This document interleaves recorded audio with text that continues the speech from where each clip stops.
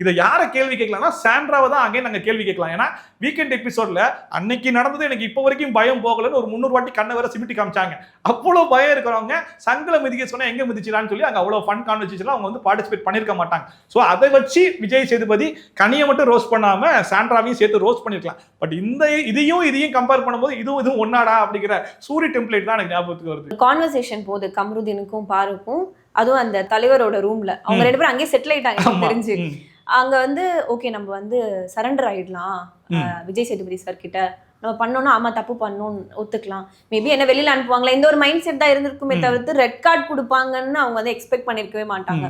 But red card கொடுக்கறதுக்கு கொஞ்ச நேரத்துக்கு முன்னாடி கூட 2 பேருமே ஒரு கில்ட்னஸே இல்லாம டான்ஸ் ஆடுறாங்க. ஒரு வீக்கெண்ட் எபிசோட்லயும் இவங்க பல விதமான பிரச்சனைகள் பண்ணிடுறாங்க. அதுக்கு விஜய் சேதுபதி எப்படி அட்ரஸ் பண்றாருன்ற ஒரு விஷயம் இருக்குல்ல. நம்ம ஆல்ரெடி சொன்ன மாதிரி தான், இப்போ கமருதீன் பண்ணதுக்கு ஏதோ ஒரு இடத்துல ஒரு எல்லோ கார்டு கொடுத்துருக்கலாம், பார்வதி பண்ணதுக்கு ஏதோ ஒரு இடத்துல ஒரு எல்லோ கார்டு கொடுத்துருக்கலாம். பட் அந்த ஒரு விஷயமே அங்க நடக்கல. அப்படிங்கிறதுனால என்ன ஆயிடுச்சுன்னா, எவ்வளவு சேட்டை வேணாலும் பண்ணிக்கலாம். வீக்கெண்ட் எபிசோட்ல போய் ஒண்ணு மன்னிப்பு கேட்கலாம், இல்லனா அவர் சொல்றதுக்குலாம் ஓகே சார் மண்டையாட்டிரலாம், ஏதோ ஒன்னு ஒத்துக்கிட்டு வந்துடலாம், முடிஞ்சிரும். நியோமேட்டின் ஹேர் growth லோஷன். இது சாதாரணமான ஹேர் ஆயிலை விட பல மடங்கு வேகமா ஊடுருவி முடி கொட்டுறது, அடர்த்தியின்மை, சிறுவயது வழுக்கை போன்ற பிரச்சனைகளை தடுத்து முடி அடர்த்தியா வளர உதவுது.